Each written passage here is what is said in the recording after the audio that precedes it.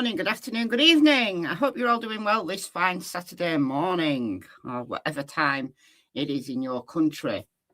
I do like doing these early morning live streams. I mean, it's not really early, but it's just gone 9:30 a.m. here in the UK. And I know it's a really bad time for 70% of my audience, but I'm being kind of a little bit selfish in the last few days that I've been doing these early morning live streams. And yeah, I like it. Anyway, we're here to talk about Nancy Guthrie. Now, I'm a couple of days behind on the Nancy Guthrie case.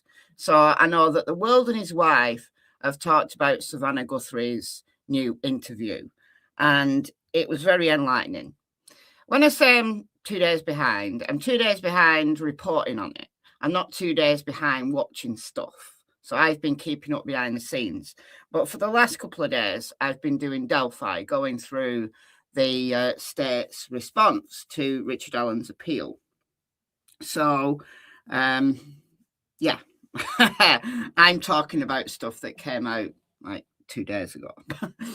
But there is something new that I want to talk about. And what I want to do is talk about what I think Savannah's information has given us, because there's been some new stuff out there that she's disclosed that we didn't know, that has been speculated, like the back doors being open.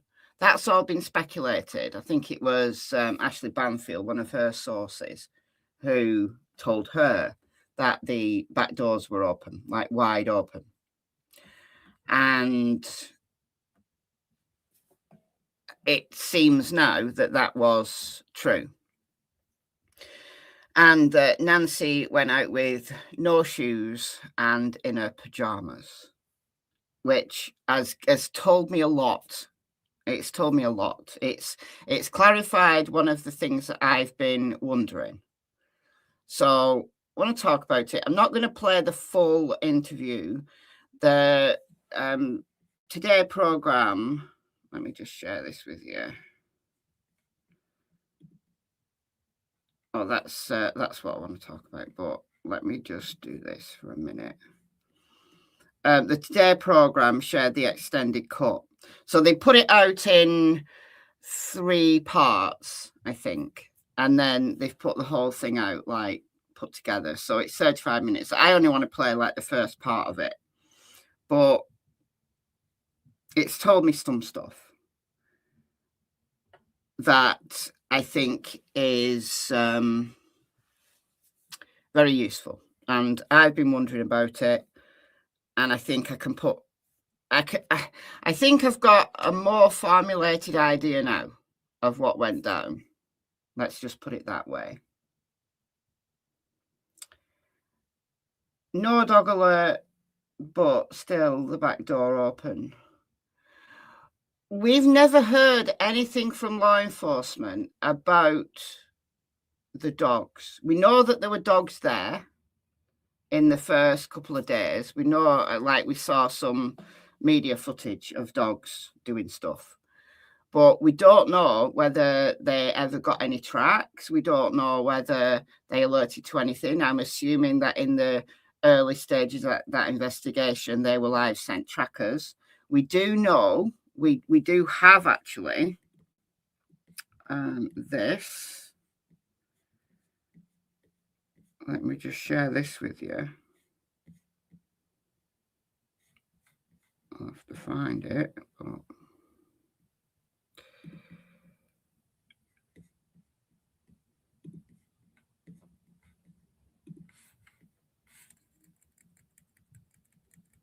please hold.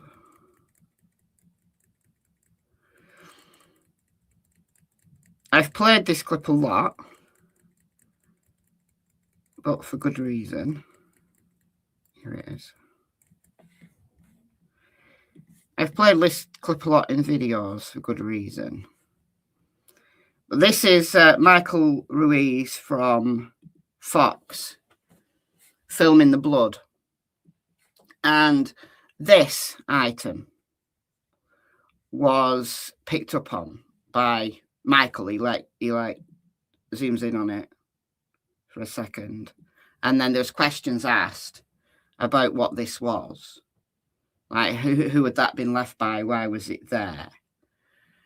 And it was said that this was Nancy's top, or a clothing item of Nancy's that they were using as the scent article. So we don't know whether they got any tracks. Oh, I mean, she didn't have the... Oh, her dog. You're talking about her dog. No, her dog, she didn't have that. But little black dog, I think that little black dog died a few months ago. So she didn't have that dog. So there was no dog in the house. And even if she did have that little black dog, I don't think that little black dog would have meant, and even if it had gone crazy barking, I don't think it was big enough or tough enough to stop the attacker.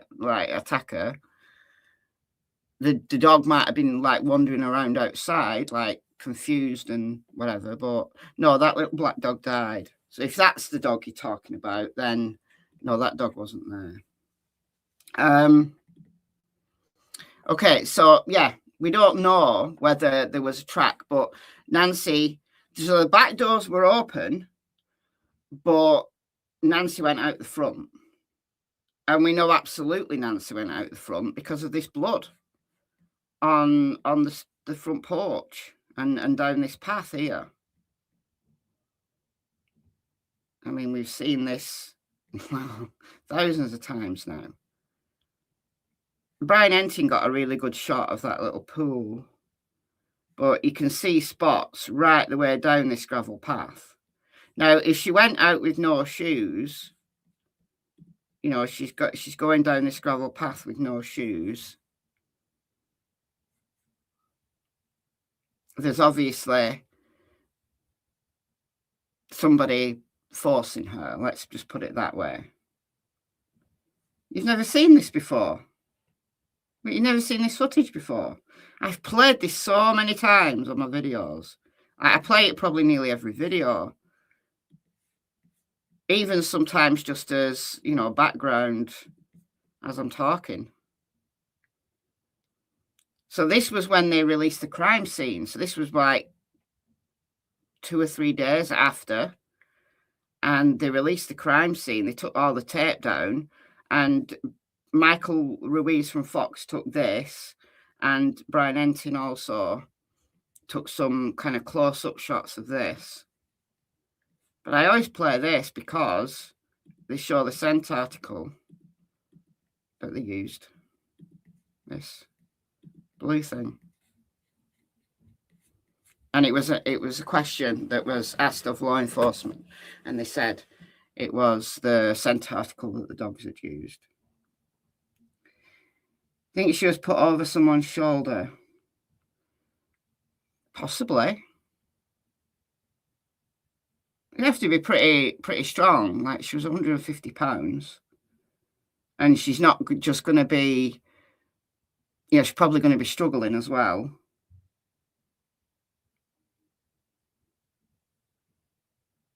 Strange that the dog died just before Nancy was kidnapped. Well, it wasn't just before. It was a few months before. But I don't think that's strange, is it?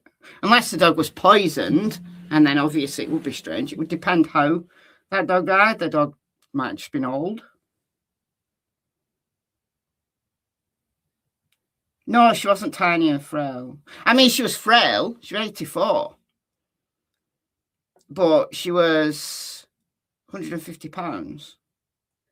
So, not really light for somebody to carry her, given that she would be struggling. Like, if she was alive and conscious, she may have been unconscious, and if so, then a little bit easier.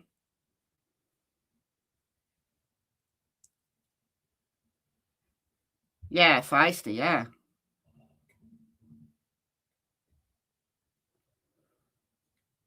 Dog was in family photos. Yeah, it died in December, I think. So it was a couple of months before. But I don't think it's strange unless the dog died. You know, the dog had an untimely death and died from poisoning or something like that. This is the dog.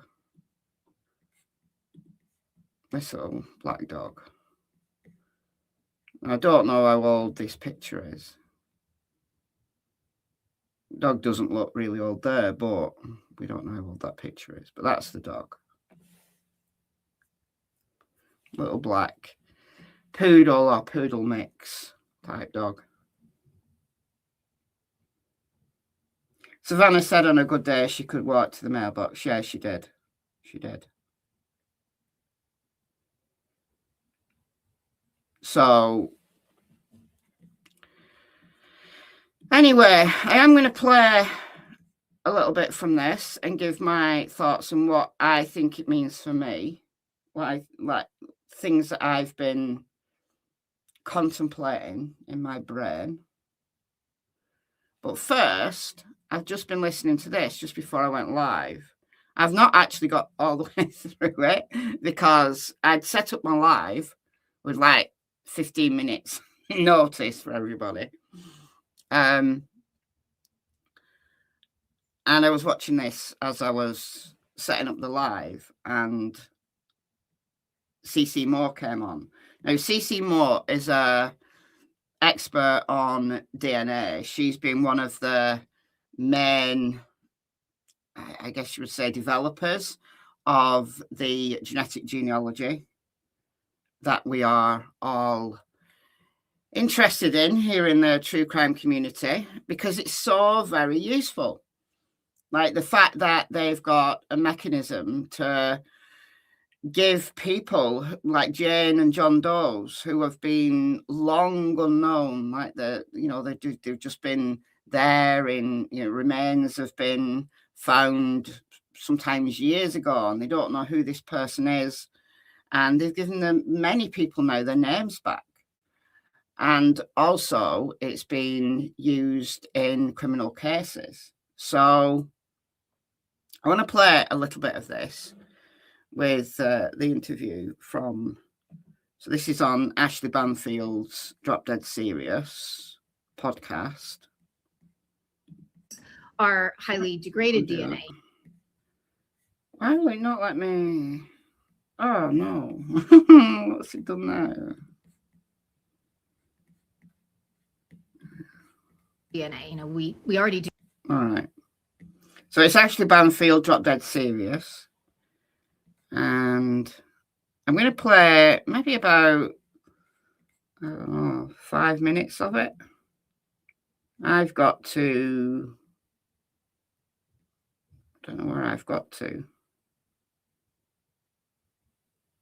I don't know where I was, but anyhow, I want to play from about 17 minutes for a few minutes. And if you've seen this already, okay, I am going to be commenting throughout because it's a topic that I'm very interested in, and we talked about it extensively on this channel with the Brian Kohberger case, and she goes into the difference between the testing that they do on DNA for genetic genealogy and the testing that has been done for years and years and years on DNA that is used in court like every day of the week across multiple countries. But SNP testing that genetic genealogy uses is a newer technique, and it's only now just being considered important in criminal cases. And obviously there was a lot of pre-trial hoo-ha about genetic genealogy in the Kohberger case. And I talked about it a lot. I did live streams on it. I talked about it in videos. And it's interesting that it's now being discussed again in this case. But what she's explained really nicely is what problems there is at the moment with the DNA that they got from the house being mixed.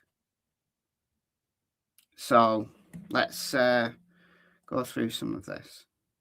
coming unless you're the person working on them. But the things that we run into, I'll say, that are challenges are highly degraded DNA. You know, we already do have ways to work with that, and mixtures, which is what we've heard a lot about in this case. So the company I work with, Perp, is really expert. They are expert in working with mixtures. But what has not been developed successfully yet is using whole genome sequencing for mixtures. It's been on this other platform. Like when you spit in the tube and mail it into Ancestry, they're using something called a microarray chip or a SNP chip. That is the platform where it's easiest to separate out mixtures, called deconvolution. And so my guess is there's a lot of work being done on trying to deconvolute or separate out mixtures, different people's DNA, using whole genome sequencing. Okay, so we do know, we've been told that the DNA that they found in the house was mixed. We've heard that there was some male DNA. We're assuming that that was the perpetrator's DNA, and that is what is being tested, but it was mixed. What we don't know, and what she goes on to talk about as a problem, is how many people are in that mix.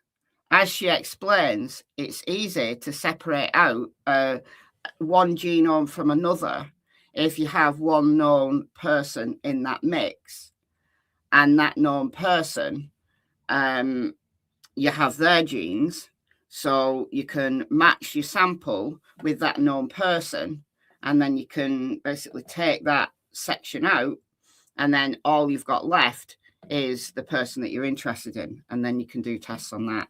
Have I heard about Travis Reynolds, the Pima County cop who was arrested for kidnapping? I have. The 22-year-old. Yeah, I mean, it's very different from this case. I mean, I think the reason why it's only being talked about is because this is a Pima County cop. So Pima County are in the news. The Pima County sheriff is all over the news because of his bad behavior. And I'm trying not to talk about the sheriff in this live stream. I'm trying to keep it focused on Nancy, because I've talked about the sheriff a lot in the last few videos I've done. And yeah, he's bad, very bad boss. He's a bad person. Look, he might be a lovely person, but he's a very bad boss. And yeah, Travis Reynolds has only hit the news because he works in Pima County.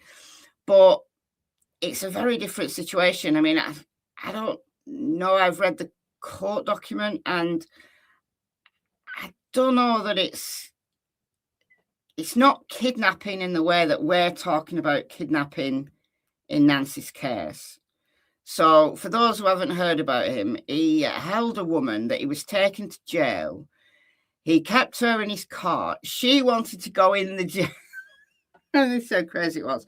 She wanted to go in the jail. He was holding her in his car, making sexual innuendos towards her, showing her pornography on his phone, and he wouldn't let her leave. Like, she wanted to go in the jail because the jail was safer. And he asked her to show her his breasts. No, yeah, he asked her to show him. I can't get in my gender pronouns mixed up. But to show her breasts, she did. And then he took her in the jail. So it's not like abducting someone from their bed. It's not that kind of kidnap. But he is, he's been, a very naughty boy. 22 years old. And I know there are people comparing his image with Porch Guy. And do I have an image of this guy? Probably. Here he is.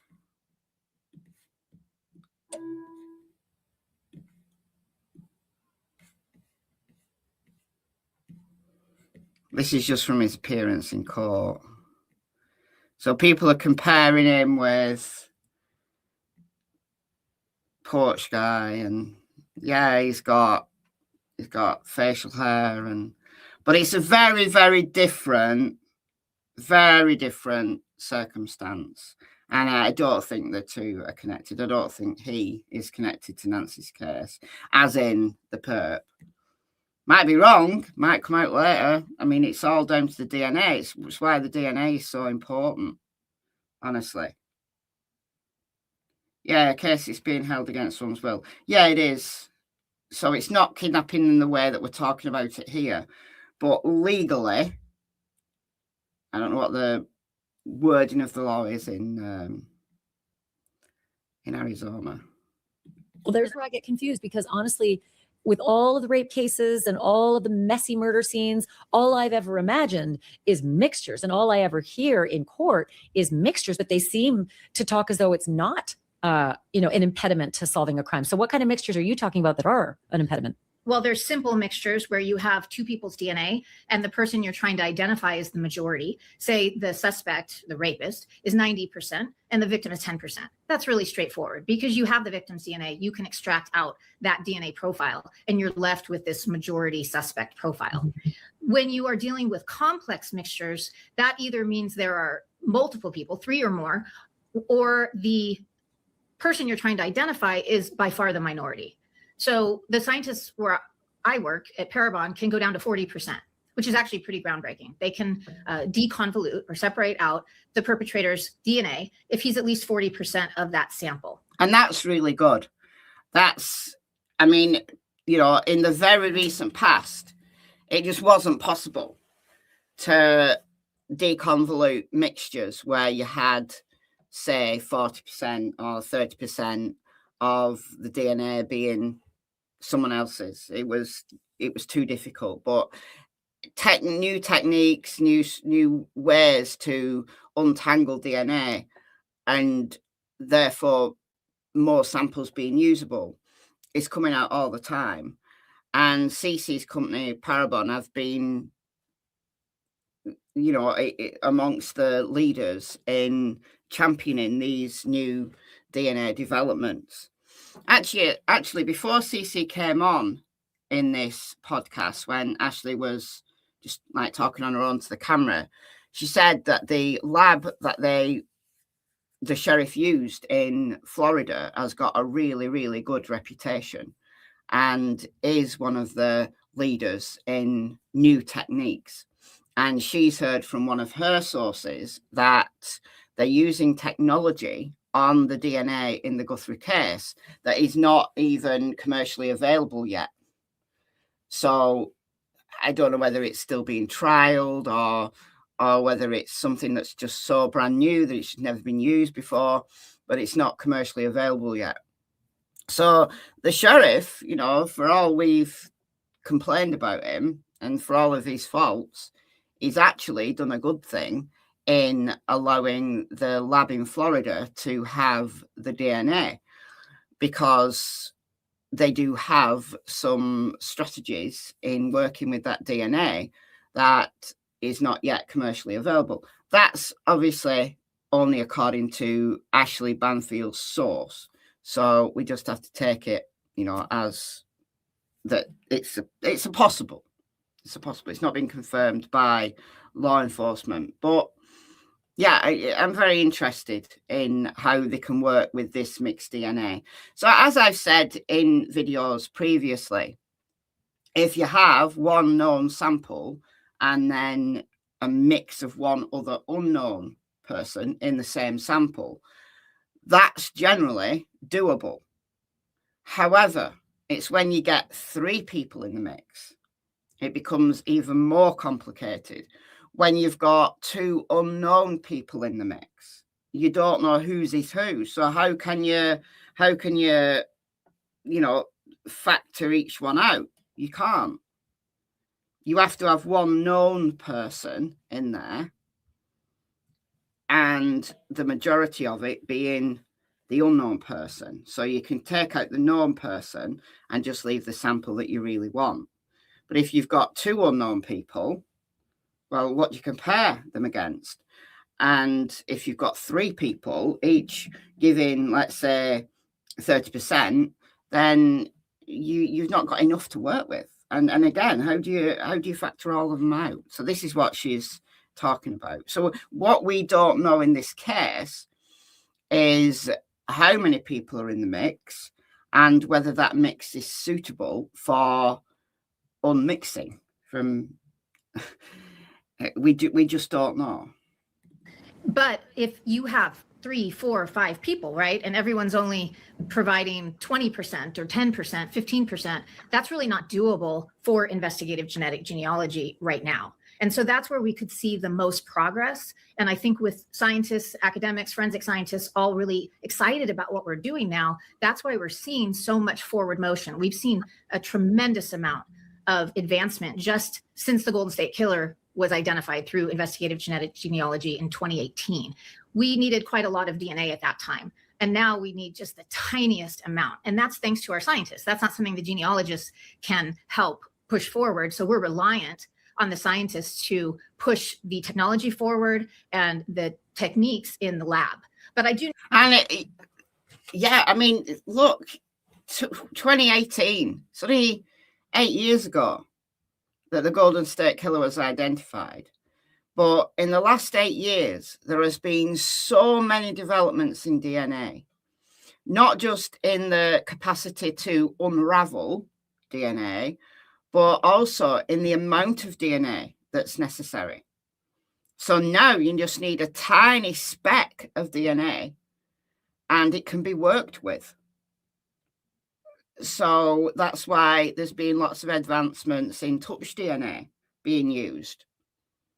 Again, relating to the Kohlberger case, the DNA on the knife sheath was touch DNA, and they were able to get a full male profile. And they were actually good. They were actually able to get a full male profile and split it 2 ways, because they did both SNP testing and STR testing on that sample. And it's amazing how much the science has progressed. I mean, obviously there's a huge amount of money in it now. You know, there's a lot of money being pumped into DNA, not just from, you know, law enforcement entities, but from private companies. It's huge business, huge. Need to make one distinction here, which is when you're in court and you're hearing about mixtures, they are talking about STR profiles, short tandem repeats, which is what is admissible in court. That is the type of DNA that law enforcement has used for decades. That's the type of DNA that you always hear about in court because, 1, that's what's been used, and 2, that's what is admissible as evidence. That's what's used to arrest somebody, charge someone, convict someone of a crime. That's a total. So STR testing just takes a small number of markers in that DNA and compares them with another sample. So it compares the same markers across 2 samples, and it gives a probability of the 2 samples being related.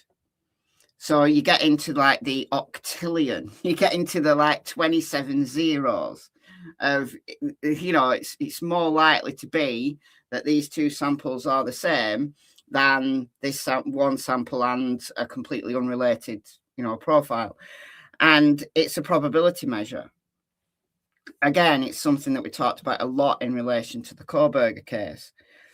But STR testing has been so well established. I mean, pretty much any time that you hear about DNA testing, whether it be in court cases, whether it be paternity testing, it's all STR. So SNP testing, which is a measure of many, many, many more markers than STR testing uses, it's a completely different way of analysing DNA. And it's the SNP testing that is used in genealogy. So if you send your DNA off to Ancestry.com or 23andMe or, I don't know, others ones, Living DNA or Family, what is it called? MyHeritage. There's loads of these companies now. Send your DNA off to get an ancestry profile. They do SNP testing. It's the same type of DNA testing they use when they're doing genetic genealogy in legal cases. But it's a brand new field in terms of the law. That's why it was so controversial in the Kohlberger case. It's why Kohlberger's defense team went to town trying to get the genetic genealogy data removed from the trial. As it happened, he pled guilty, but I'm kind of sad he did, because I'd have liked to have seen it all playing out at trial. I'd like to have seen the discussion and the battle of the experts in relation to genetic genealogy. I think that would have been absolutely fascinating and very, very informative for the future. But as it happened, he folded, and to avoid the death penalty. Anyway, in this case, it's read its head again, and yeah, it's so useful. And there is, I think, in the next few years, I think we're going to see even more developments, even more successful working with very degraded DNA, with tiny specks of DNA, and the ability to be able to parse out one sample from another. I think it's going to come on in leaps and bounds over the next few years. Different type of DNA than what we use for investigative genetic genealogy. So they often can deal with complex mixtures for STR profiles. There are many, many years of historical advancements on that side, because that's what's been of interest, right? STR profiles are what have been helping get criminals off the streets for decades. And so there are a lot of scientists who've worked on mixture deconvolution packages, software packages that can help law enforcement to separate out those mixtures in their criminal labs. And so this is totally different. This is a different type of DNA that we use. So our profiles are made up of single nucleotide polymorphisms, or we call them SNPs. And so that's a whole different technique and science to deconvolute that type of DNA mixture.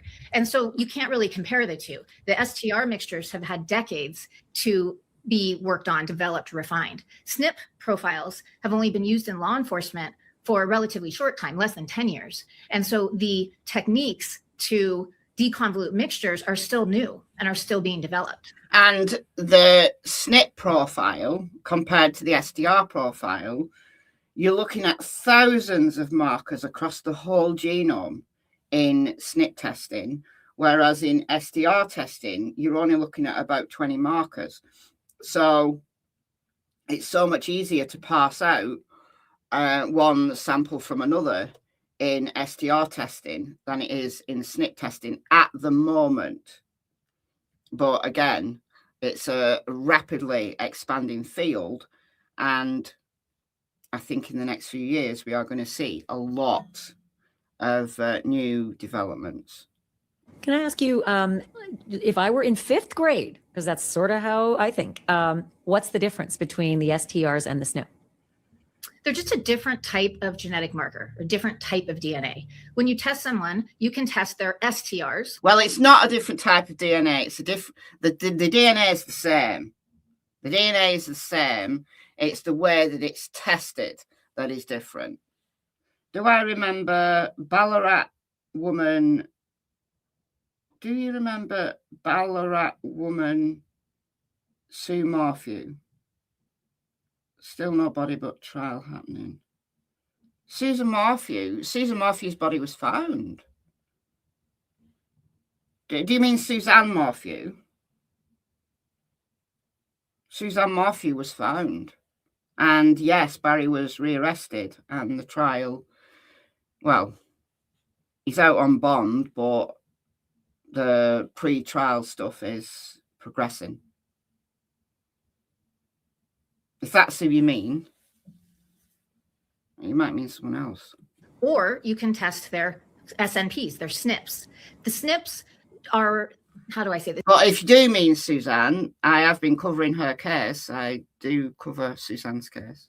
The SNPs are locations on your genome that vary widely between people, because as you know, 99.9% of our DNA is the same.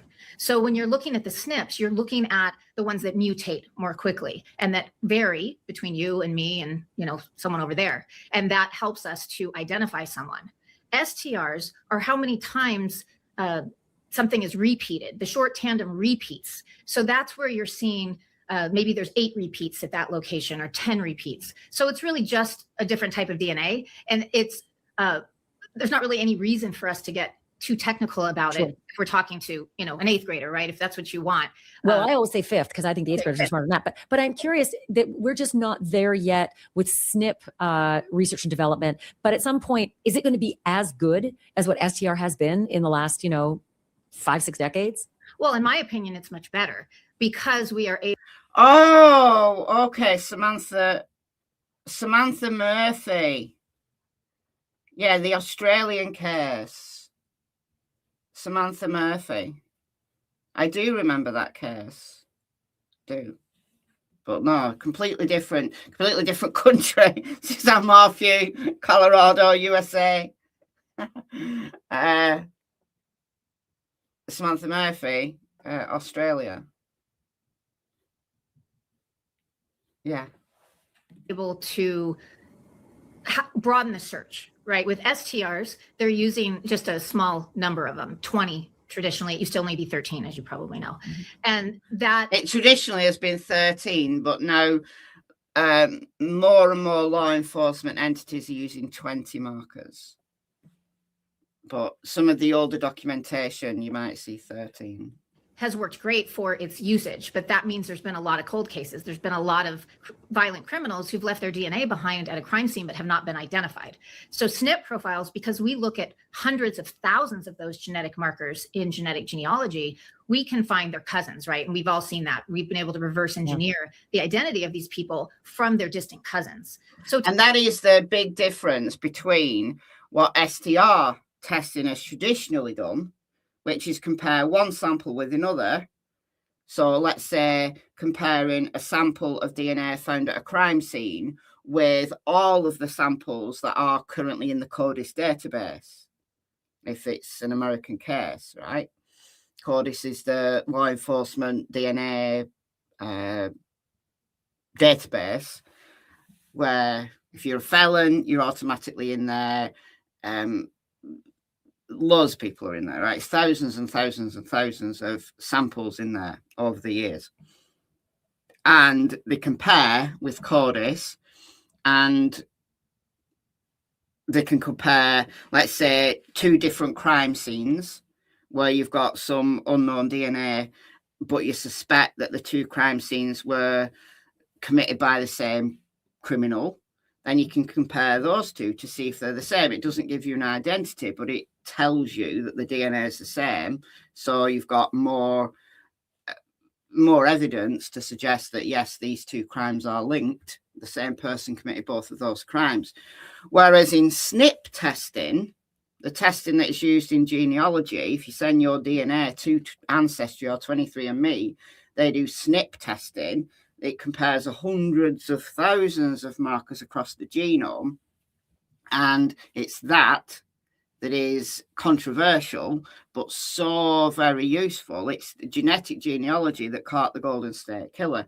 It's genetic genealogy that has given so many Jane and John Does their names back, who have been, just their cold cases, their DNA has just been there for years and years and years, and they've no idea who this person is. They're now able to do basically what you do if you're, like me and has done their family tree. You're using things like census records, you're using birth, death, marriage records, you're using newspaper articles to piece together a family tree that is, your story, I guess.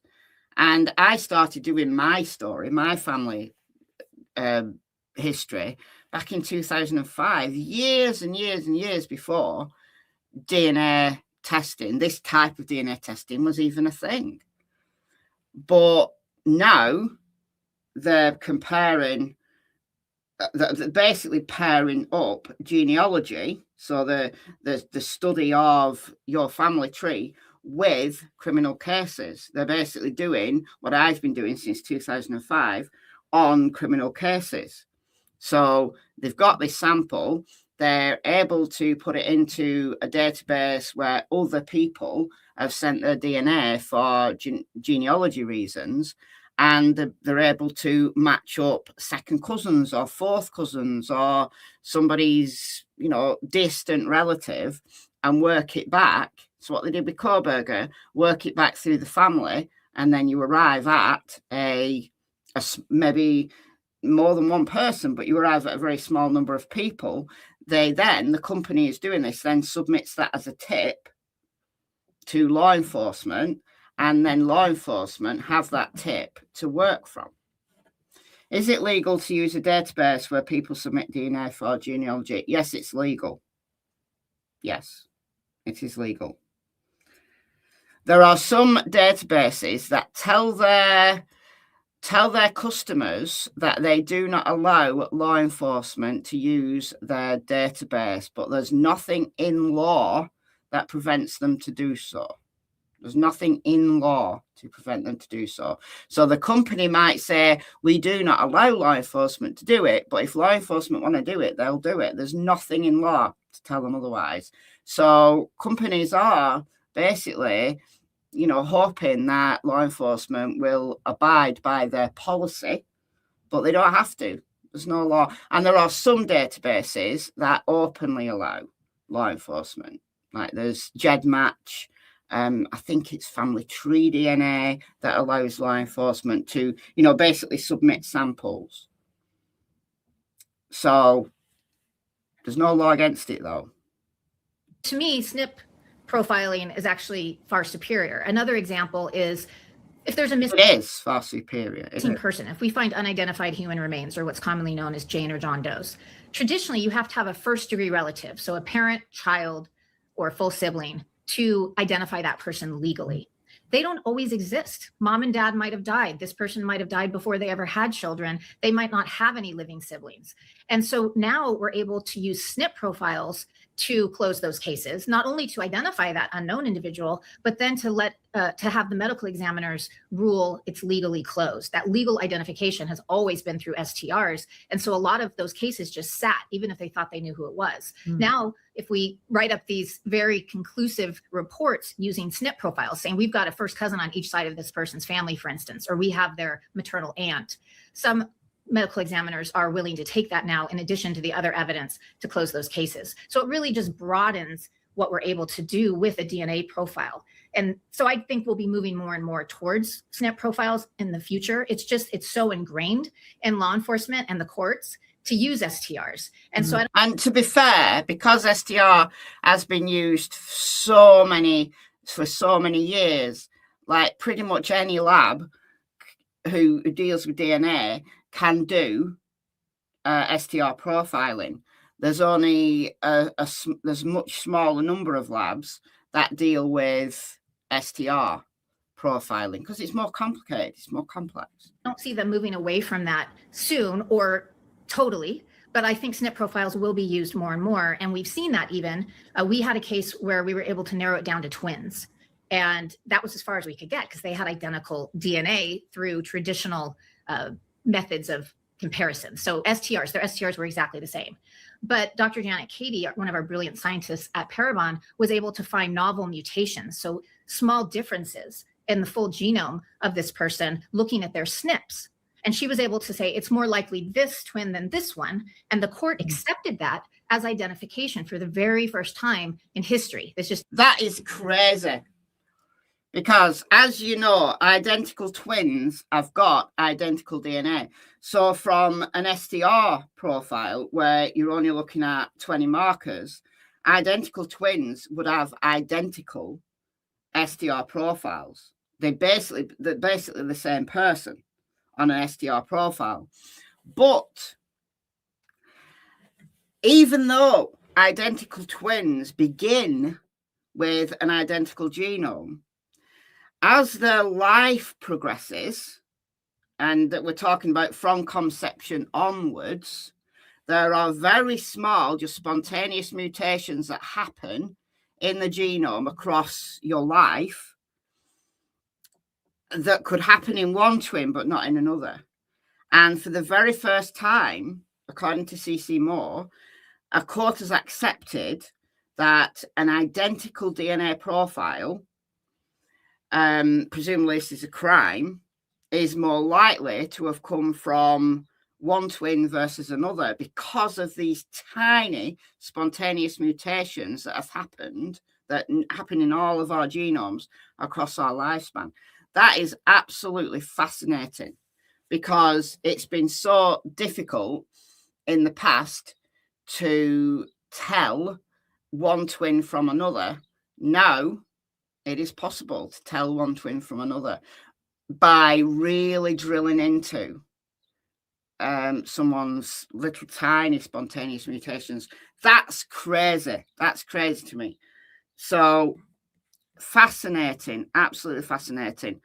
I wanted just to comment on that because, you know, DNA has been something that I've been, genetics and genealogy is something that I've been interested in for many, many years. So anytime DNA is mentioned in a case, it's like with the dog searches. Anytime a dog search is mentioned in a case, you know, I'm all over it. Well, it's the same with DNA. So I think in Nancy's case, I think potentially in the coming maybe weeks or even potentially months, there might be movement on the case because of a successful untangling of this mixed DNA. But we can't say any more about that right now because we don't know the nature of that mixture. We don't know if it's possible to untangle that mixture. But if what Ashley Banfield said is true, and one of her sources has said that the lab in Florida is using technology that is so new it's not yet commercially available, I do think they're pulling out all the stops to try to find whose DNA was at that house. So that leads us on to Savannah. So I'm going to play a few minutes of this. This is from the Today program, and this has been played by just about everybody who is covering the Nancy Guthrie case, but it has given me some thoughts that have concerned me, and I think I can start now putting some things to bed. So I'm going to start from the beginning. We're going to play a few minutes and I'm going to talk it through. What are you talking about? She said she's gone. And so this is when Annie, Savannah's sister, rang her. So this would have been like about lunchtime, about 12 o'clock Sunday, February 1st.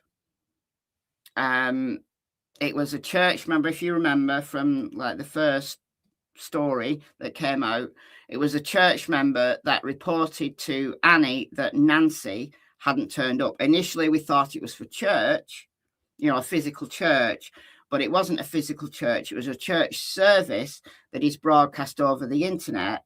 But one of Nancy's friends, it's like a little group of Nancy and her friends get together at someone's house on a Sunday morning to watch this online church service. And Nancy hadn't turned up, which they thought was highly unusual. So one of them contacted Annie. Annie went round to the house and Nancy wasn't there.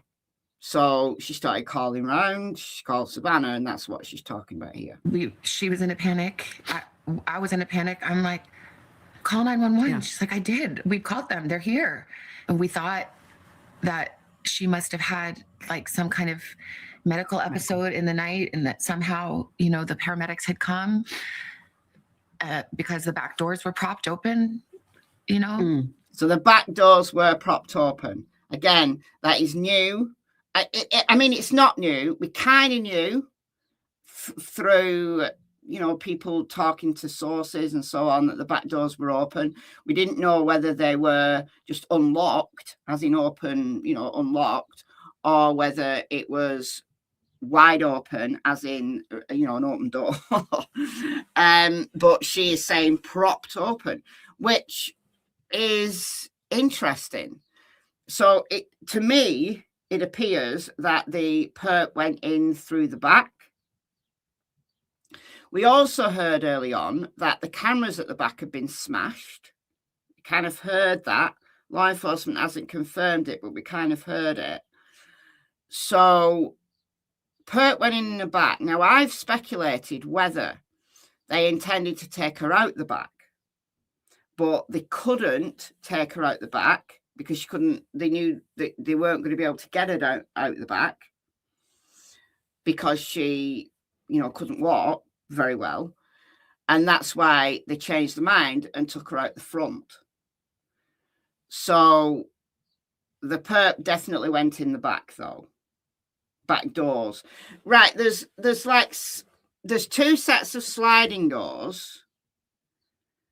So those sliders, you would say the door, like the sliding doors, There's another back door that takes you into the house that's just like a regular door. Now, what we don't know is whether she's just talking about like one of the sliding doors was open, or whether she's talking about all the doors being open, multiple doors being open. We don't know. Remember, you know, she's highly emotional. This is hugely brave of her to do this, you know, given that she absolutely knew this is going to get so many views. It's going to get people dissecting her body language and all sorts of the rest of it. So hugely brave of her to do this, but she's obviously talking with one of her colleagues. So I guess there's, you know, that comfort that she's got with talking with one of her colleagues, but maybe she meant door and rather than doors, but it doesn't matter really, honestly, whether all the doors were open or one door was open. It doesn't really matter to me. The point is that the perp went in through the back.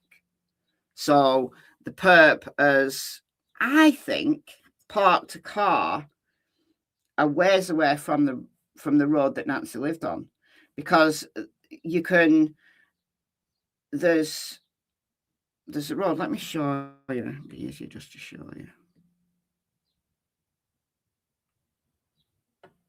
We just fire up Google Earth Pro for a second.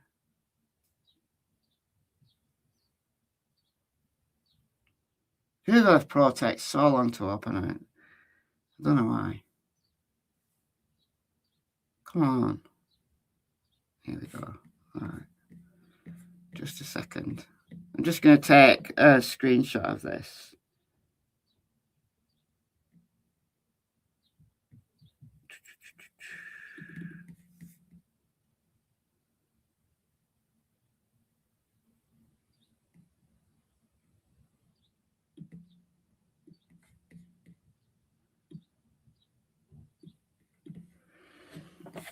Okay, just a second. All right.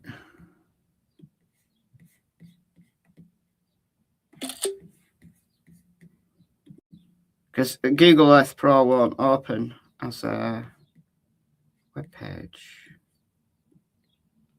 All right. So Nancy's house. So she's taken out the front, right? But there's all these like roads around the back.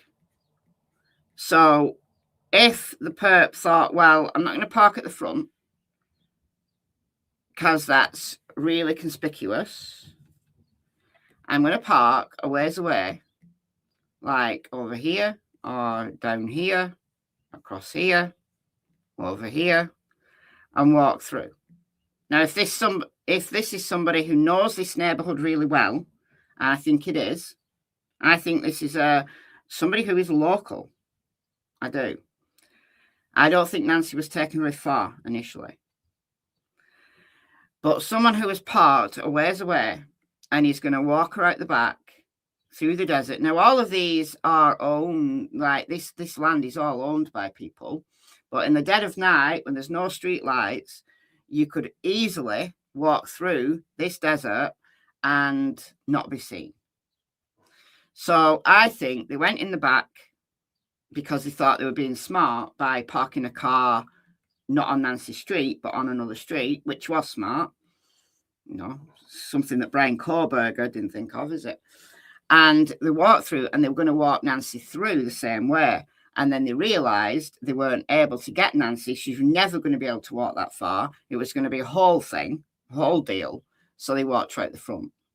So it had to be a change of plan. They walked at the front. I think that's why they were messing with the camera at the front, because initially the camera at the front wasn't relevant because they never went around the front.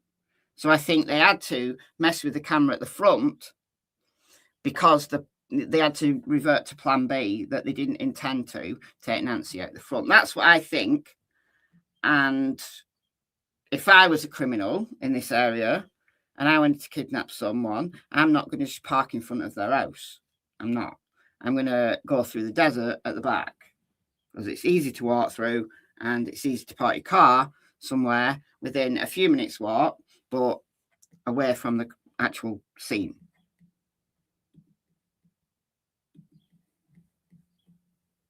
And that didn't make any sense. We thought maybe they came and there was a stretcher and they took her out the back, but her phone was there and her purse. I mean, that's a Hail Mary, isn't it? That they thought the paramedics had taken her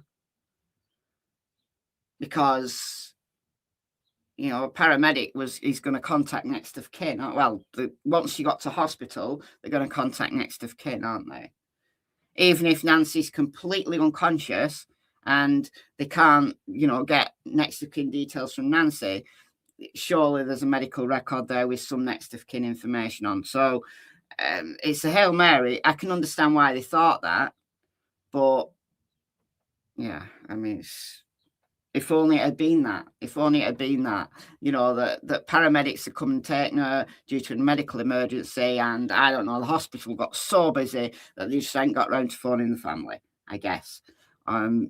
But yeah, was there and all her things, and it just didn't make any sense. So, you know, Annie and Tommy had already called all the hospitals, but then I'm like, I'm going to call the hospital. So then I started calling the hospitals, and the police were there and talking to her at the same time. And it was just chaos and disbelief. Within hours, Savannah was making the long journey home to Tucson. You saw Annie and Cam when you got to their house. Tell me about that moment. Just disbelief and hugging each other. And I think we were on the phone with the sheriff and trying to, you know, really make clear from the very early moments, you know, Annie and Tommy were saying this isn't that case that you are used to where someone wanders off. She can't wander off. I mean, I guess the cops at first, you know, they get a phone call that an 84-year-old woman is missing. They just assume this is an 84-year-old who has got confused in the middle of the night, you know, got memory problems, maybe has dementia, and has wandered off. And it's literally just, let's go out in the desert, you know, and find her. She can't have gone very far. She's probably in the desert somewhere nearby, collapsed, and we just need to find her. But the family knew from the absolute day one that Nancy could not have walked away from that property on her own. And we've known that from the beginning. And even the sheriff said right at the beginning that this is not a wandering off scenario. This just is not possible because Nancy's, she had problems with her back. She had a poor heart. She couldn't walk through the desert. It was impossible. So it definitely was a case of somebody going in and taking her. And if it's not the paramedics due to a medical emergency, then we've got a crime. Simple as that. My mom, she was in tremendous pain. Her back was very bad. You know, she was trying to, on a good day, she could walk down to the mailbox and get the mail, but most days not. So there was no wander off. And the doors were propped open. Yeah. And there was blood on the front doorstep. And the Ring camera had been yanked off. Yeah. And so we were saying, this is... Do something. This is not okay. Yeah. This isn't... Something is very wrong here. Yeah. Yeah, I mean, again, that front camera where he's messing about with those twigs and stuff, that's the one that was taken. Now, the rumours have been that the back cameras were smashed. Again, we've not had confirmation of that, but if the perp intended to take Nancy out the back, then you just go and smash those cameras beforehand. So they're not going to register you taking her out. They're not going to register anything. You know, you can mess around and you're not going to get seen. And they didn't even think about the camera in the front because they didn't plan to take her out the front. But it was when they realised that they got to take her out the front that they then yanked this camera off. Why she didn't smash it, I have no idea. I don't know why that front camera was yanked off the wall. Why couldn't they just smash it? Because it's, you know, pick up a rock and smash it. It's not going to register anything if it's smashed. Simple as that. Simple as that. Why were people saying Annie and her husband did something? Because... well, I don't know whether it was because of Ashley Banfield or because everybody always goes to the family You know, when someone goes missing, people automatically blame the family. I don't know whether it was simply that, but Ashley Banfield in the early days had a source who said that Tommaso, so Nancy's son-in-law and his husband, was the chief suspect. And she wasn't necessarily wrong. Maybe once they realized this was a kidnap and, you know, this was a crime and there's blood there on the front door, once they realized that, then they do look at the family, look at everybody. So maybe it was in the first, you know, week or so, maybe the family were suspects. But honestly, you know, the sheriff has said they've been cleared, they've been ruled out, but I don't believe anything he says. Honestly, my gut tells me that the family are not involved. I don't think Tommaso's involved. I don't think anybody Tommaso knows is involved. But that's just my opinion. Yeah, definitely zebras are not horses in this instance. Yeah, it is. Definitely. This is definitely not Occam's razor, is it? This is not the simplest explanation. It's the most likely. This is not that case. This is not that case. Why would anyone want to kidnap an 84-year-old woman with health problems? $6 million question. $6 million question. Did you guys talk about what possibly could have happened? Like, what could have happened? What went down? Yeah, and Tommaso and Annie were the last people to see Nancy. So once again, they're going to be looked at very closely. I mean, look, they searched Annie's house. They did testing in Annie's house. They took Annie's car away, or the car that, you know, Nancy was taken back home in. So law enforcement did their due diligence in investigating Annie and Tommaso. They absolutely did. But obviously there was nothing to see because they're not involved. So yes, Nancy was at Annie's for the evening and she was dropped off. We've heard by Tommaso, but we don't know for sure. But she was dropped off by either Tommaso or Annie at 9:48. So this will be Saturday, the 31st of January. And then 1:47, a camera disconnects. And then it all unfolded from there. 2:28, Nancy's pacemaker disconnects from her phone. So that's obviously when she's out of range, when she's gone, because her phone's left at home. Her pacemaker's in her body. That's when she's out of range. So 2:28 is likely when she was taken. So, yeah, of course, Annie and Tommaso are going to be looked at very, very, very closely. Very closely. But I personally don't believe that they were guilty in any way. But they had to be looked at. They had to be, and so I don't think Ashley Banfield's source was wrong in saying that, you know, he was the chief suspect because he was the last person to see her. So, but just because you're a suspect in the beginning doesn't mean to say you remain a suspect. You know, you're investigated and then you're cleared. Did you? I think my brother. I mean, my siblings are so amazing. My brother. I still have a problem with garage door open then closed only 2 minutes. Why? Why do you have a problem with that? So the garage door opens. She walks in. Remember, she's going to walk slowly. She walks in and closes the door behind her. Because she's, you know, she's elderly. She's not got good mobility. It takes her 2 minutes to get from the location where she opens the door to the location where she closes the door. She might have opened the door just before she got to the doors, and then she closes the door once she's got through the door. And I don't really understand why that's the problem. You know, he spent his career in the military and worked in intelligence and is a fighter pilot and is brilliant. And he saw very clearly right away what this was. Yeah. And even on the phone, when I called him, he knew. He knew. And he said, I think she's been kidnapped for ransom. And I said, Yeah.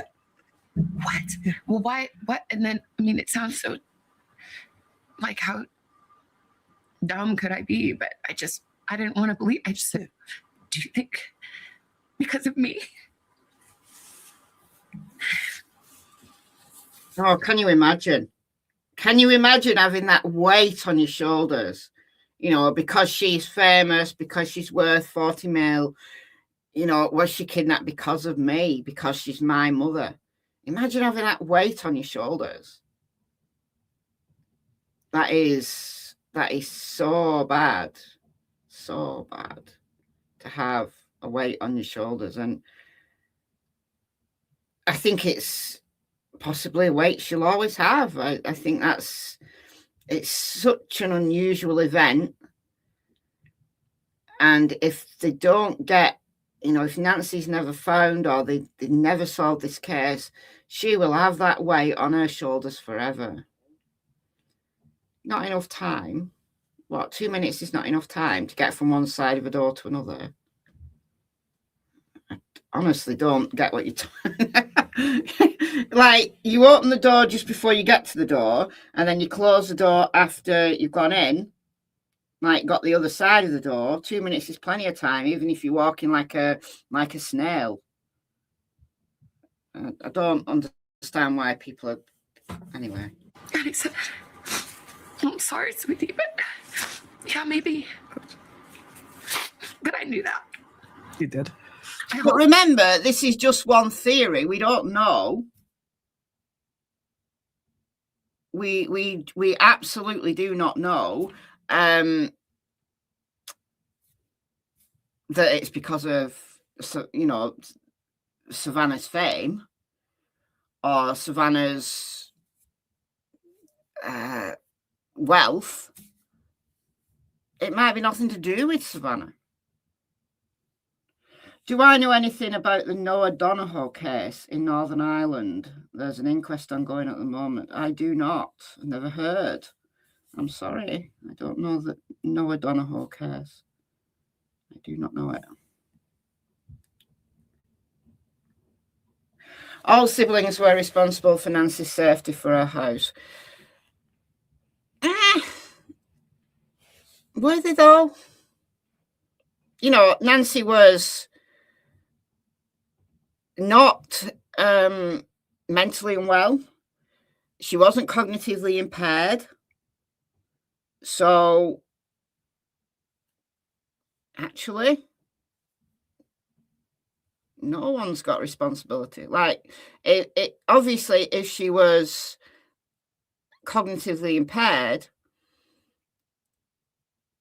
and she wasn't able to take care of herself, then the care and the duty of care then falls on their next of kin or whoever takes it on. But when somebody is in good cognitive health, is it really anyone else's responsibility? If Nancy wanted to stay in that house, if Nancy was able to stay in that house, was it really her children's responsibility? But I think that the point here is that Savannah is saying that Nancy wouldn't have been kidnapped. She wouldn't have been a target if Savannah hadn't been a famous, wealthy person. So it's not about the responsibility of who looks after her, you know, make sure that on a day-to-day basis she's doing well. It's about the actual kidnap and why Nancy was targeted. Is that about Savannah? Like, if Savannah had been a completely non-famous person, you know, if she'd been a teacher or I don't know, whatever, like completely non-famous person, not a TV personality, Nancy wouldn't have been kidnapped. Nancy will be at home now, perfectly fine. That's her point that she's getting at here, that she was kidnapped because she's Savannah's mother and targeted because Savannah was a famous TV personality who is worth $40 million. Her brother is also probably wealthy. Why not because of him? Worked in intelligence. Don't know exactly what he did in the military, but worked in intelligence. Maybe has enemies. It could be to do with him. I don't know that somebody who has that kind of career is worth 40 million, though. And if you're working for the military, it's not like your face is known. It's not like your name is known. It's not like you're on TV. So if Nancy was kidnapped because of her family connections, I can understand why everybody would think that Savannah is the most likely person to be, somebody a kidnapper would look at and say, oh, she's worth a lot of money. Let's kidnap her mother, and then we can hold her for ransom. Not. I mean, we still don't know. Honestly, we don't know anything. No. We don't know anything. So I don't know that it's because she's my mom and somebody thought, oh, that girl, that lady has money. We can make a quick buck. I mean, that would make sense, but we don't know. But yeah, that's probably, which is too much to bear. To think that I brought this to her bedside. That it's because of me. And I just say, I'm so sorry, Mommy. I'm so sorry. I'm sorry to my sister and my brother and my kids and my nephew and Tommy and my brother-in-law. I'm like, so sorry. I'm so sorry. If it is me, I'm so sorry. I'm so sorry. We want to thank all of you for the prayers for our beloved mom. In the initial days, you and your sister and brother sat together. In all the despair, you sat and managed to think of words to say.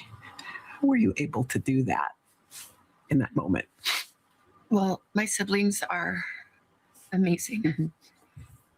And we are a unit. And I talked about how brilliant my brother is, but my sister is equally brilliant and also has. Yeah, Nancy did appear on the Today Show. Yeah, maybe that's where the connection comes from.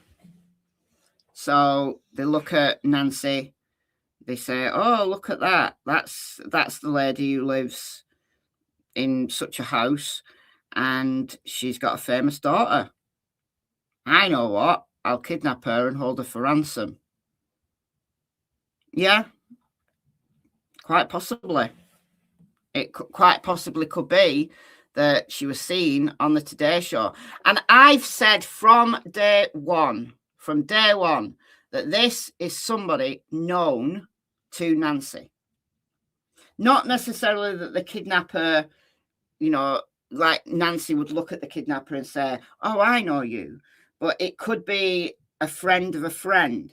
It could be Nancy's pool people, or the landscaper, or the cleaner, or any, home help, or some, housekeeper.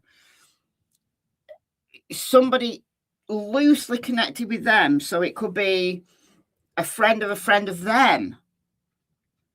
That you just hear about this lady that, right. So, and you can ask very subtle questions. You see her on the Today program, then you get to know that, let's say, for example, Nancy's housekeeper or Nancy's pool guy actually has access to her house. So you can then ask subtle questions like, the layout of the house. You can ask really subtle questions. We've also heard that Nancy doesn't lock her back doors. Well, that might be known by the housekeeper or the pool guy. They might have told her to lock her doors. Well, a conversation that gets known by the friend of the friend. Oh, so this old lady who has a famous daughter lives right there, very easy access, and she doesn't lock her back doors. There you go.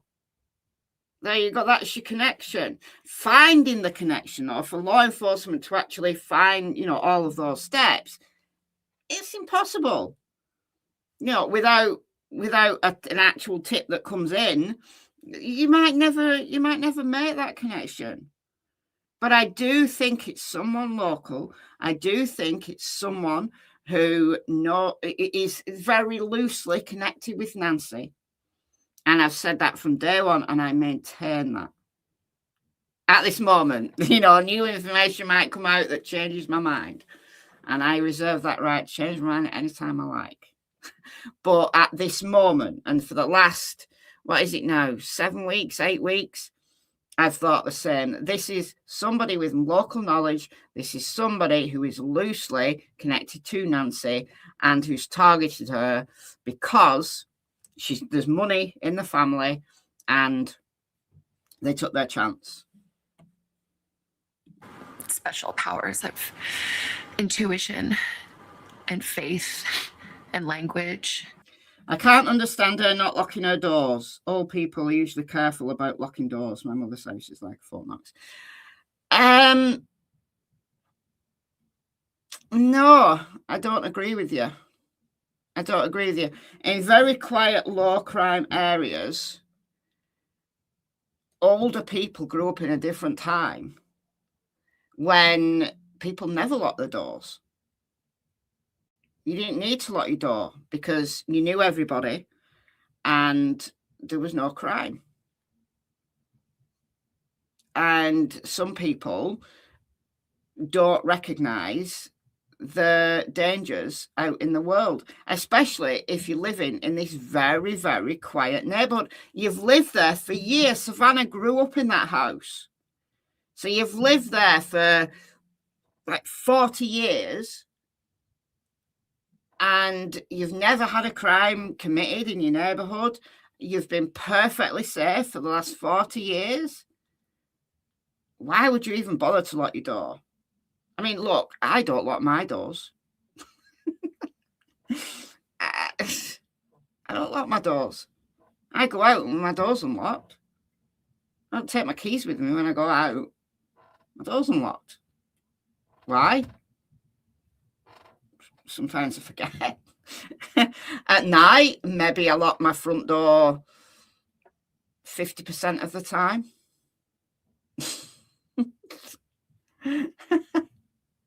My back door?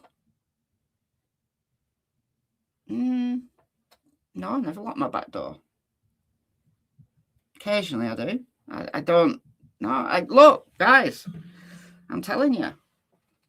But then again, go ahead, punk, make my day.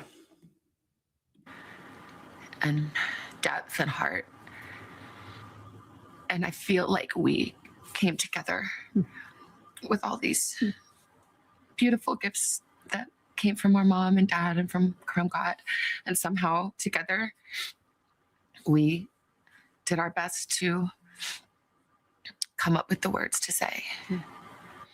And I haven't posted one thing or said one thing that the three of us haven't decided together. It is surreal. How is it possible that we are having to make a video speaking to a kidnapper who took an 84-year-old woman in the dead of night in her pajamas with no shoes, without her medicine? This little person. All right, that is the detail. That is the most useful piece of information that we've heard in a long time in this case, in my opinion. So, in her pajamas, with no shoes, without a medication. So, that kidnapper was on that property for 41 minutes, at least 41 minutes. The camera was disconnected at 1:47 a.m. Now, we don't know which camera. There were several cameras. We don't know which camera disconnected. A camera detected human movement at 2:12, so we don't know which camera. Presumably a different camera than the one that disconnected.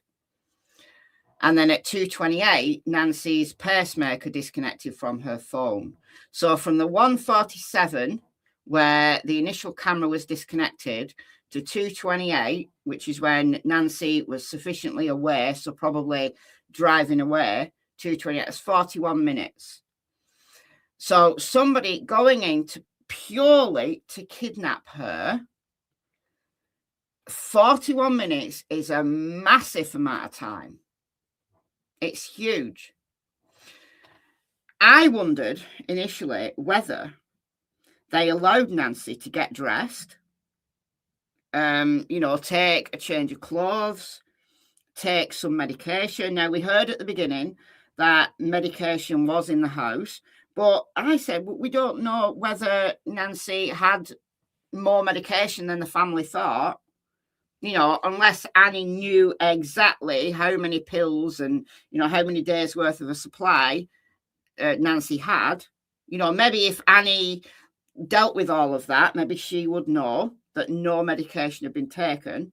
But I wondered whether, some medication was taken, maybe enough for a week, say, and Nancy was allowed to pack, and that's what took 41 minutes. Do we know that, again, with the pajamas and the shoes, do the family know that no other items of clothing were taken? Because it could be that she was taken out in her pajamas because it was just easier to get her out that way, and it would take too long to allow her to get dressed. And why would you allow her to get dressed? You're kidnapping her, so just take her. But they allowed her to take a change of clothes for tomorrow. Did they know exactly how many shoes she had? Or was it that all of it, they knew how many shoes? I mean, how do you know how many shoes somebody has? Or is this just an assumption that maybe her bedroom slippers were missing? Or maybe her bedroom slippers were there and all the shoes that they knew she had were there. There was no disarray and nothing missing amongst her clothes that they knew about. But I'm not confident enough to say she definitely was taken out with no shoes, because we don't know that the family knows exactly how many pairs of shoes Nancy had. Was that a bedding missing too? They wrapped her in the bedding. I don't know about that. Yeah, it reminds me of the Sebastian case with shoes, no shoes. Yeah. I would have no clue whatsoever. If a member of my family went missing, I would have no clue whether they went out with shoes or no shoes. I have no idea how many pairs of shoes my mother has. I have no idea. I wouldn't even be able to put a figure on it. I have no idea. She only lives down the road. I have no idea how many pairs of shoes she's got. And I'm very sure she has no idea how many pairs of shoes I've got. Why we'd never ever have that conversation. Like, oh, I've got 5 pairs of shoes. You'd never have that conversation.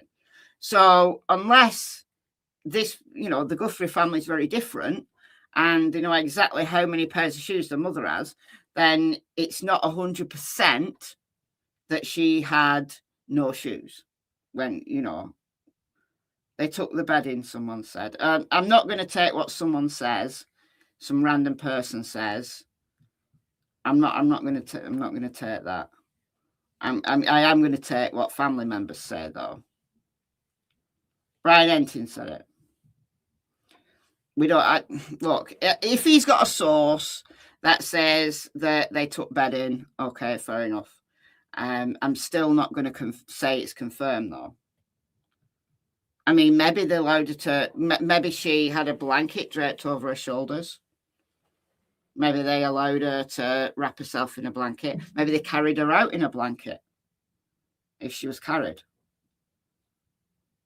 I mean, wrapping her in a blanket would mean that they could carry her with less struggle, but I do think she was taken out alive. However, it's this 41 minutes. So if it's true that Nancy did go out with pajamas on, I don't recall Brian saying it either. I don't recall Brian saying it. If it has been said, then fair enough. Brian's sources tend to be reliable, but I haven't personally heard it. I haven't personally heard it by anybody. Anyhow, if it's true that she was taken out in pajamas, no other items of clothing are missing, including shoes, well, it means that the 41 minutes wasn't taken up by the kidnapper allowing Nancy to get dressed and to pack some change, a change of clothes. It also means that the backpack, because this is something else I speculated, I wondered whether that in the kidnapper's backpack were stuff for Nancy, like stuff that Nancy had been allowed to take, like a change of clothes, like some medication, because they intended to hold her for a few days and then give her back once the ransom was paid. So now I'm thinking, that backpack being full perhaps wasn't full because they were Nancy's stuff.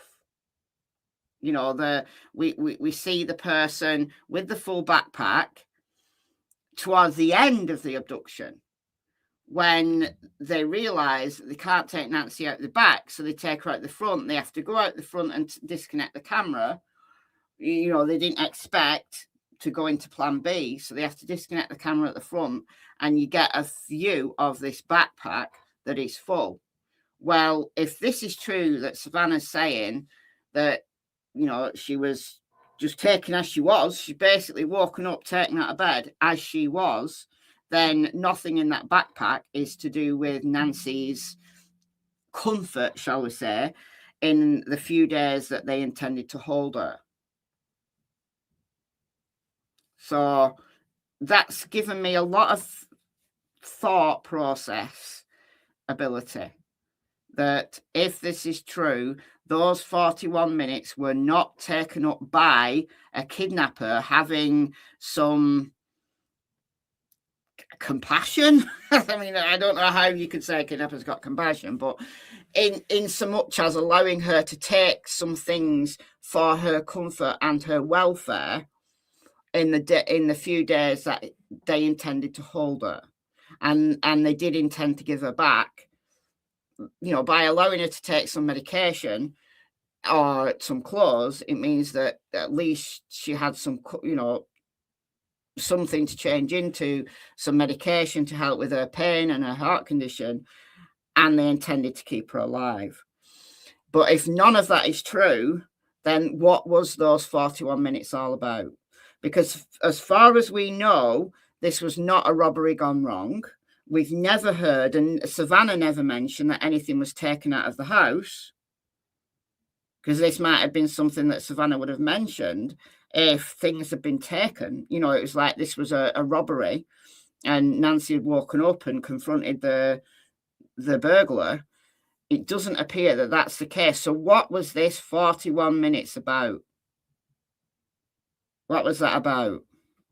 That's a long time to be on someone's property. Now, bear in mind, obviously, it would have taken her a while to get her out. So 2:28 is the disconnection. So it's probably taken 5-10 minutes maybe to get her from her bedroom to the door. And, there's a struggle. She's losing some blood. It looks like nose blood. I think she maybe fell, and that's why she's got a busted nose. Or she was punched in the face because she was, being awkward. And, they couldn't get her to move, so they punched her. So we know that there's some kind of altercation. Like, she didn't go quietly. And that would have taken some time. So let's take 10 minutes, like getting her from the hallway inside to the front, like where they could park a car. Let's say that took 10 minutes. So now you've got 31 minutes. Let's say that they didn't go in the house straight away. That camera was disconnected at 1:47. Maybe they walked around the house, did a perimeter check first of all, So maybe that took 5 minutes. So we're now on 26 minutes. Still a long time to abduct an old lady.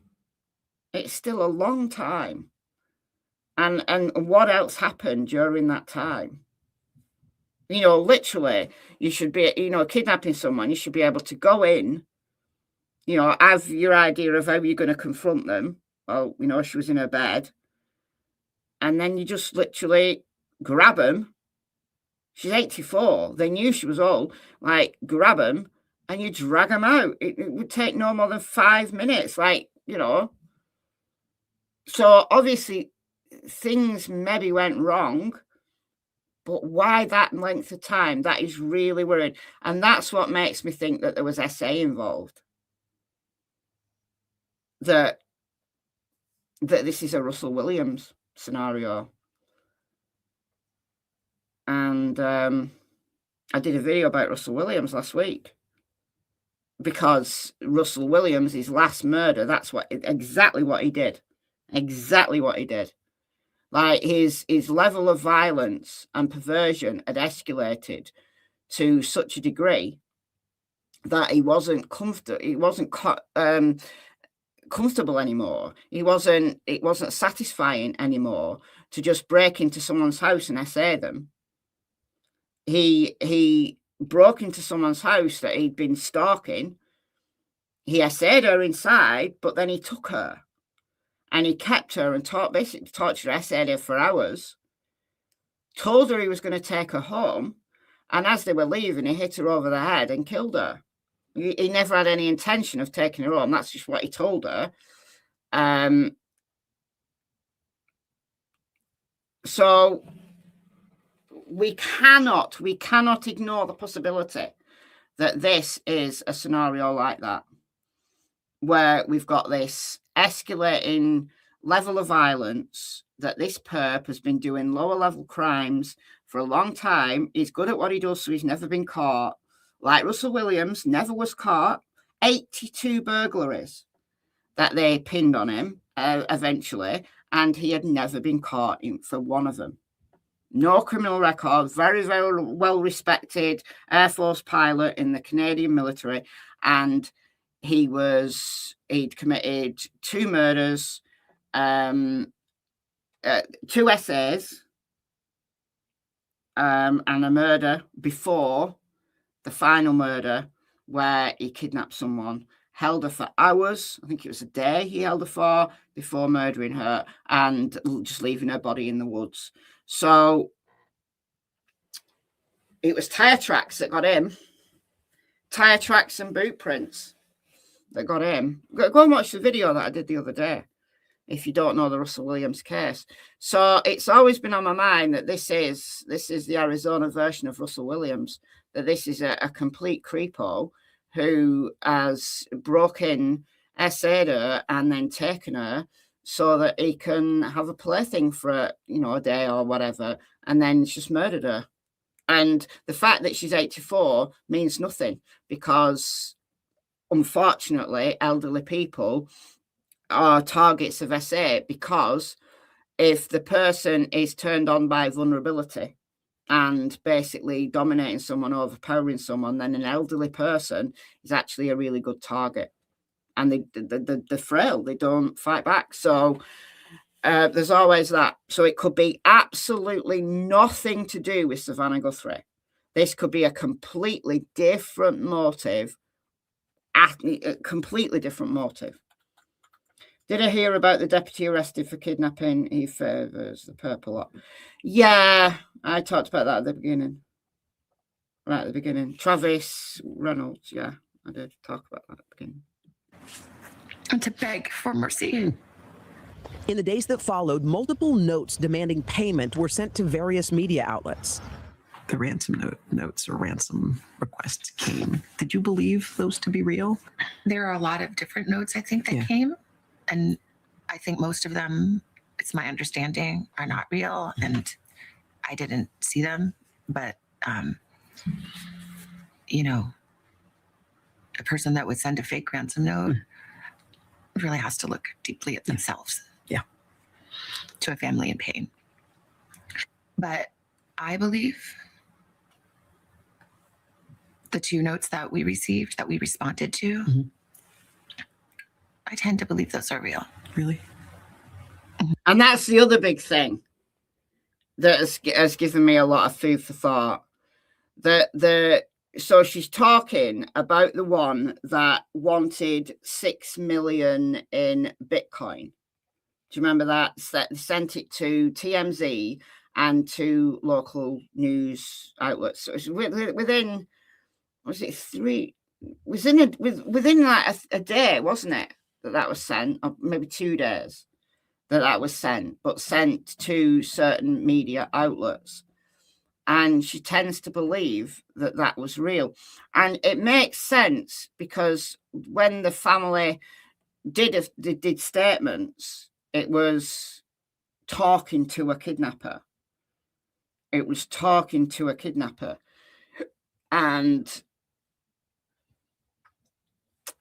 they've never been traced. So it is intriguing. It's intriguing. And I wonder whether that's law enforcement's view, that was a genuine ransom request. But the reason why it fell down, the reason why it didn't work is because Nancy died. So that would mean that this was to do with Savannah, or to do with a financial rather than a sexual motive. So I've got two theories. The first one has always been that this was an intended kidnap for ransom. And I was so hoping that she was alive. And I think, if I'm right in this theory, she was alive when she was taken. They intended to keep her alive, but she died within maybe 2 or 3 days. And therefore, they couldn't provide proof of life. And that's why they didn't follow through. So they gave those 2 deadlines. You remember, they gave the Thursday deadline. So it was give us 4 mil in Bitcoin by Thursday, or you've got a second deadline. So you've got a second chance, 6 mil. So if you want to go for the Monday deadline, it's 6 mil. So it was this spread it. So Monday would have been 8 days after she was kidnapped, that Monday deadline. So I think she died before the Thursday deadline. So they couldn't provide proof of life, and that's why they didn't get in contact. Even though the family had done a pleading and, said, we'll pay, we're willing to pay. We just want proof of life. They couldn't provide it, so they didn't ever get in contact. And I think they were technologically savvy enough to not leave a trail.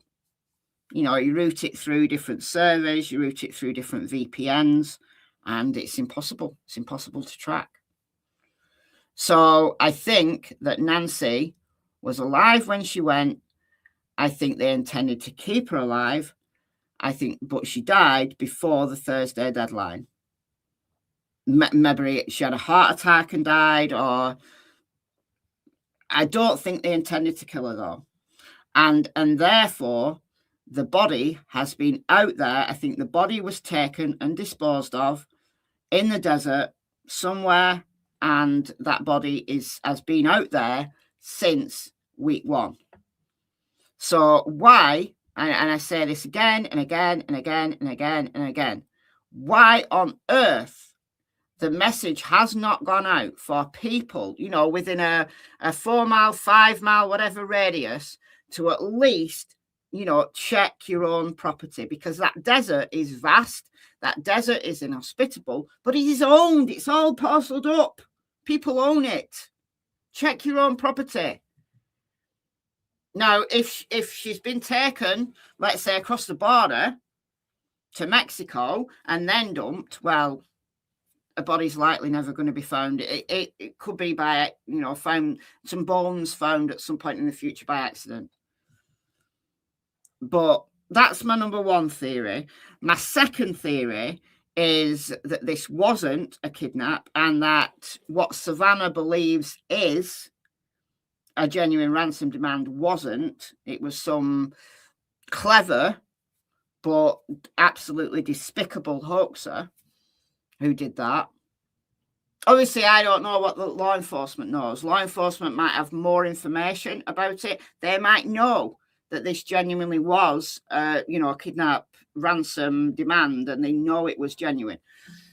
We, as the public, don't have that. So, in the absence of having that, my second theory is that this was not a kidnap. Well, it was a kidnap, but it was not for a financial gain. It was a Russell Williams type scenario where this was a criminal who was so perverse, so utterly disgusting. I mean, just even thinking about Russell Williams disgusts me.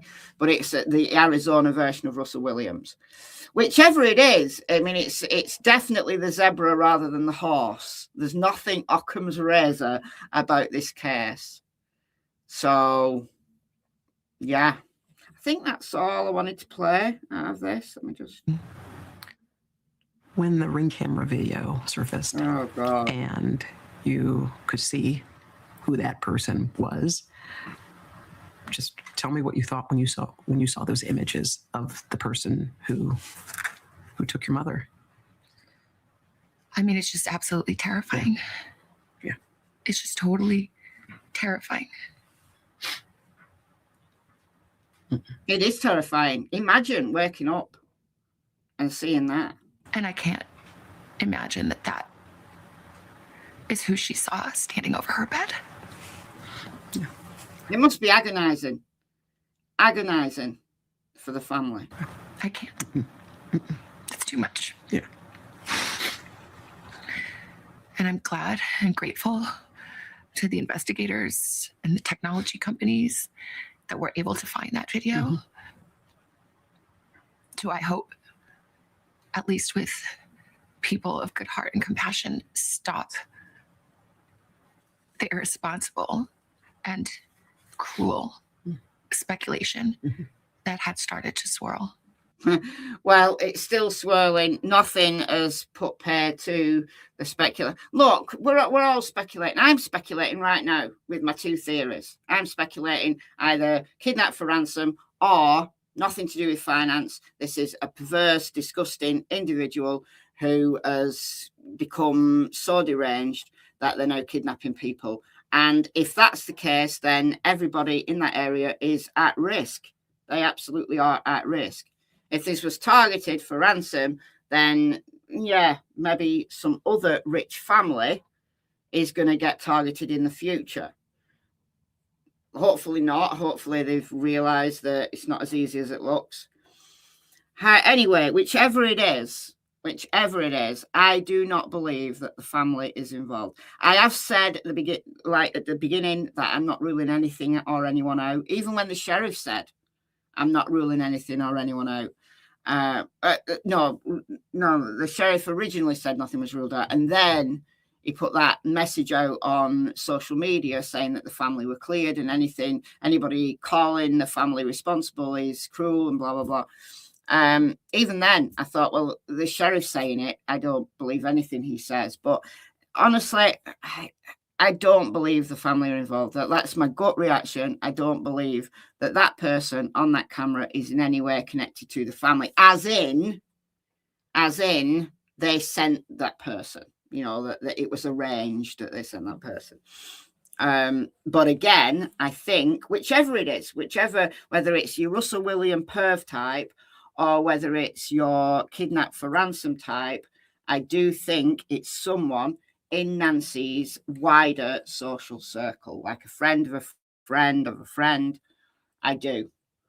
So I'm gathering a little bit of mind in my memory banks now. I've got quite a lot. I'm still not ready to put out a profile.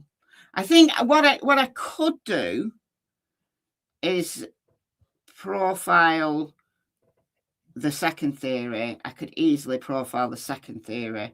So the Arizona version of Russell Williams.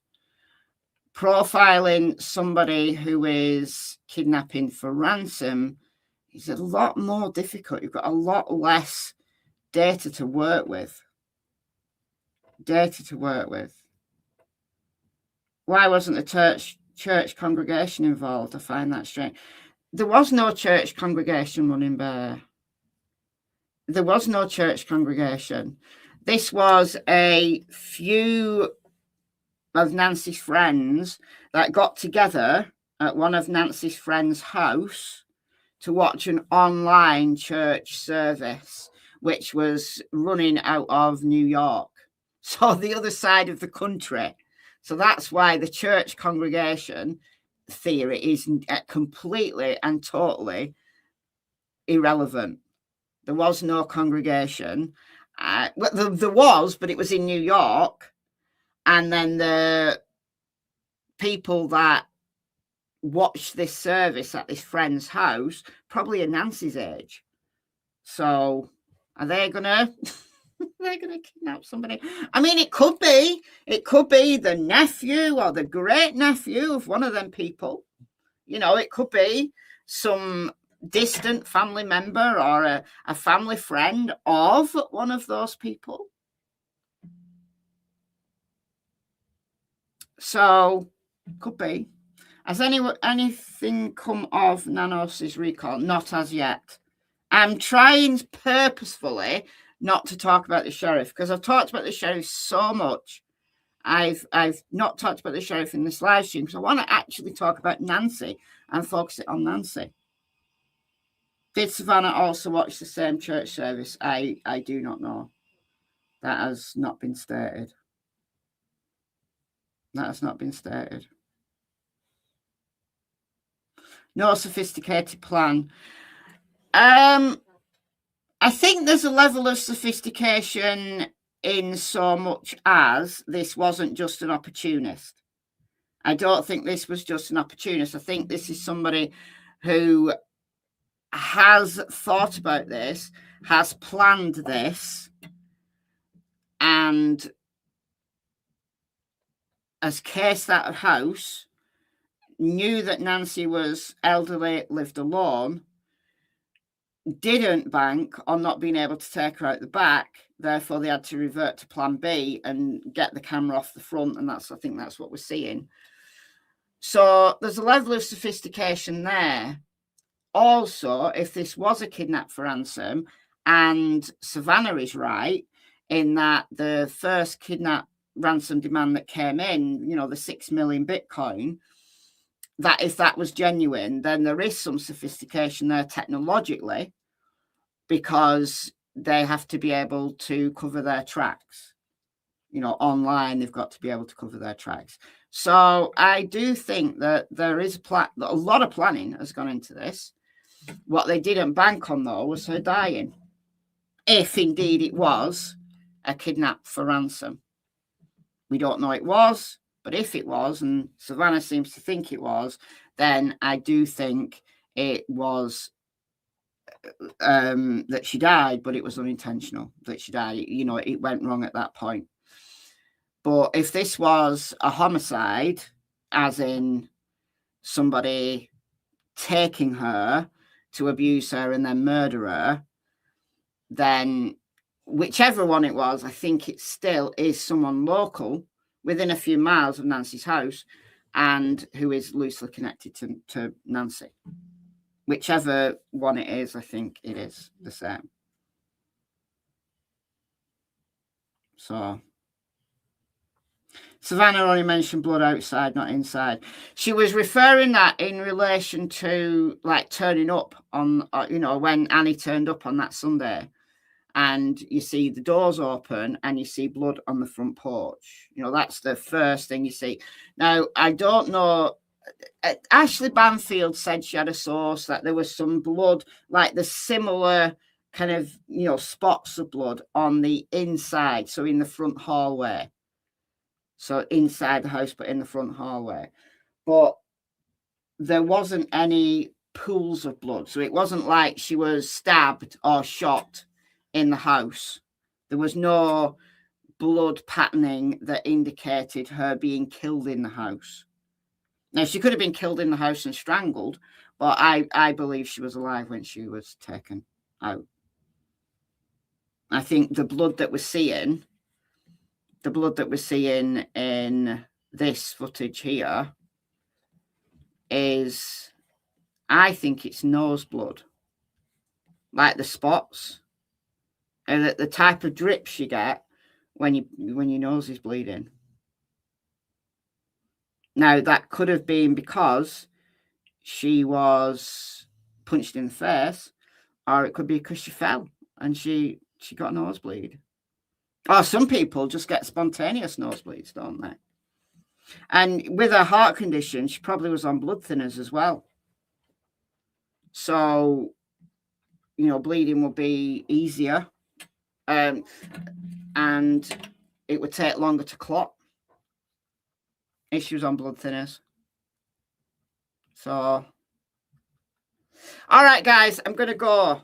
Behind the scenes, I've been watching my shopping delivery.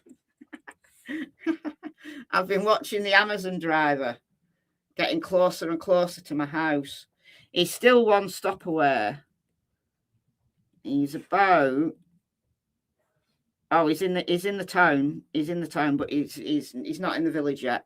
He's in the town, and he's one stop away. So he's got one more drop. So it's not imminent. My shopping delivery isn't imminent, but I am going to go right now.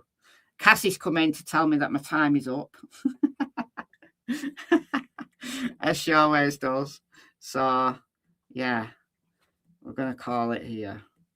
But what a wild, what a crazy case. What an absolutely crazy case.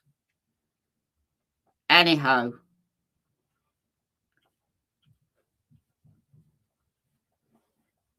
What did I get? Food. It's a food delivery. That's what's coming. Nothing interesting. Like basics, like bread. Dog food. Pepsi Max. What else I've got? Fig rolls. Just my standard stuff that I usually get on Saturdays. I do it once a week.